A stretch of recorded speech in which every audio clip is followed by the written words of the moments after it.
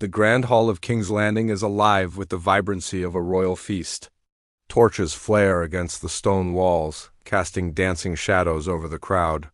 Noble children shriek and tumble, playing games, chasing each other through the hall.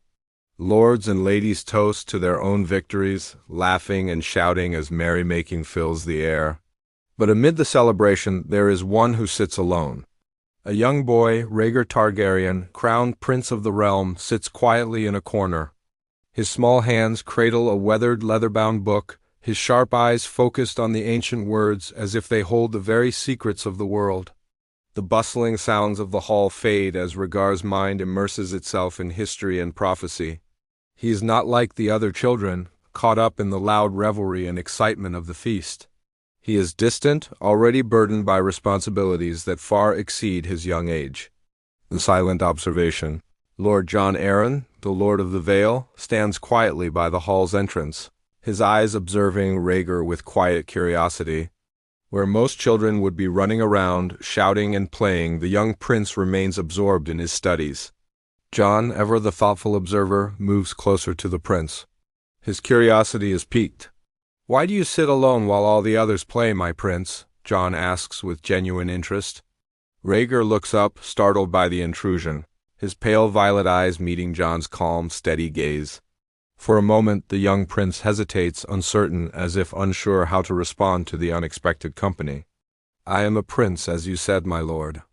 I cannot play when there are more pressing matters," Rhaegar replies, his voice steady yet serious. Jon smiles, a hint of admiration in his eyes. "That's very dutiful of you. But I believe even princes deserve a chance to play, though I admire your dedication. Few children your age take duty so seriously." Rhaegar looks back at his book, clearly conflicted, but Jon continues. "Tell me, young prince, can you guess which house I come from?" Rhaegar's eyes flick back to Jon, scanning him carefully. "House Arryn." He guesses, observing Jon's blue and white colors and the respect the people around him give. Jon's smile widens. "Correct. I am Jon Arryn, Lord Paramount of the Vale." He watches Rhaegar's reaction before adding, "And it seems you aren't too absorbed in that book. Tell me, what is it you're reading?" "A book of prophecies, old tales, and histories. Some do not believe are truthful. I believe someone must remember them." "And if that someone must be me, then so be it," Rhaegar answers with quiet resolve. "A fine choice," Jon nods thoughtfully. "But tell me this, do you ever wish to see the world beyond these walls? Reading about it is one thing, but taking a journey yourself is another." Rhaegar looks up from his book, contemplating Jon's words. "I would like to see it. Perhaps one day," he admits.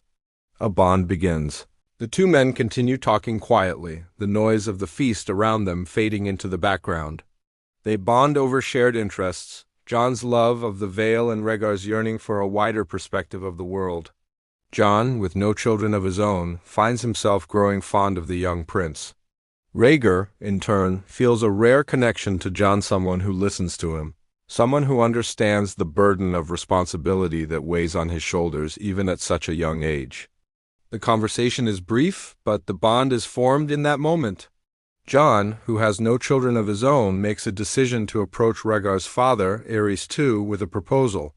He believes that Rhaegar, though dedicated to his duties, could benefit from the freedom and adventure that comes with life outside the royal court. The proposal to Aerys II. Later that night, Jon Arryn approaches King Aerys II, who is enjoying the feast. The king, though young and unmarked by madness, carries an air of ambition that Jon cannot ignore. "Your Grace," Jon begins after waiting for a moment in the lull of the festivities, "may I speak with you privately?" "Speak quickly, Lord Arryn. This is a time for celebration." "Not for anything trivial," Aerys responds, his tone casual but dismissive. "It concerns Prince Rhaegar," Jon replies, his voice steady. "I have taken a liking to the boy. He is polite, studious, and honorable for his age. I believe he deserves to see more of the world beyond the court, and I would like to offer him a chance to come to the Vale." Jon goes on to explain that Rhaegar could be warded with the heirs of the Vale and receive the education and freedom to grow beyond the confines of the Red Keep. Jon even mentions a potential betrothal to his niece, Miranda Waywood, who is the same age as Rhaegar, Aerys listens, considering Jon's words carefully. A chance to travel. Perhaps a change of scenery might be good for him. After a moment of thought, he nods. Very well. He may leave at the end of the moon's turn. I will ensure he is well supplied and accompanied by a knight of the king's guard. Rhaegar's journey begins. The days leading up to Rhaegar's departure are filled with careful preparations. Rhaegar, though reluctant to leave behind his familiar world, packs his belongings with quiet determination. Jon oversees every detail of the journey, ensuring the young prince is prepared for what lies ahead. Rhaegar is accompanied by Harlan Granderson, a knight of the king's guard, who will serve as his protector on the journey north. As Rhaegar leaves the Red Keep for the Vale, he takes one last look at the city that has been his world, trying to quell the nervous flutter in his chest. Jon, standing beside him, offers a reassuring smile. The journey to the Vale is long, and Rhaegar's heart is heavy with uncertainty, but Jon is there, steady and firm, a fatherly presence in his life. Life in the Vale. The Vale rises like a jewel among the mountains, its sheer cliffs plunging into the mist below. For Rhaegar, the change is jarring.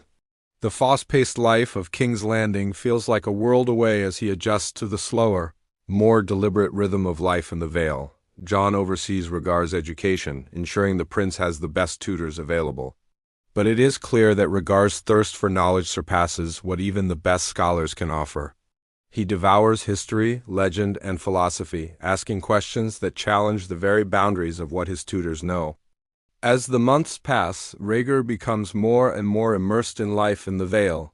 He practices his harp, enjoying the peaceful evenings under the tutelage of the bards.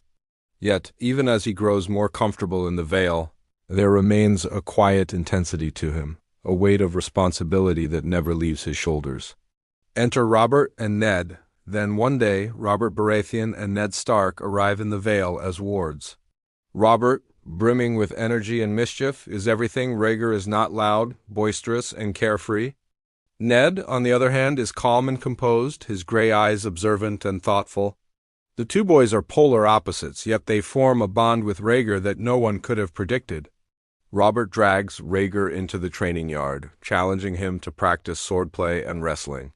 Rhaegar, initially hesitant, finds himself enjoying the physical challenge. Despite their differences, the three boys grow close, and their camaraderie forms a bond that will carry them through the most tumultuous times in Westeros. The storm brewing. As Rhaegar, Robert, and Ned grow older, their bond deepens, but the looming storm of rebellion brews on the horizon. Tensions rise between Rhaegar and his father, King Aerys II, who becomes more paranoid and erratic with each passing day. Rhaegar, troubled by his father's madness, begins to question his duty and what kind of king he will become. His growing relationship with Lyanna Stark only adds fuel to the fire, creating a rift between him and Robert, whose betrothal to Lyanna is broken. The fall of the Mad King. As the rebellion begins, Rhaegar finds himself caught between loyalty to his father and the desire to protect the realm from the madness that has consumed Aerys. In the end, it is Robert who strikes the final blow, but not before Rhaegar is forced to confront his father's cruelty and the tragedy of his own family's downfall. A new beginning. In the aftermath of the rebellion, Rhaegar, Robert, and Ned find themselves bound together by a shared sense of loss and a commitment to rebuilding the realm. Rhaegar ascends to the throne, but not as a conqueror. He rules with the hope that his reign will bring peace to the fractured kingdom. The journey that began with a simple conversation between Rhaegar and Jon Arryn has come full circle. Rhaegar, once a prince destined for the Iron Throne, now faces the weight of his family's legacy and the future of Westeros.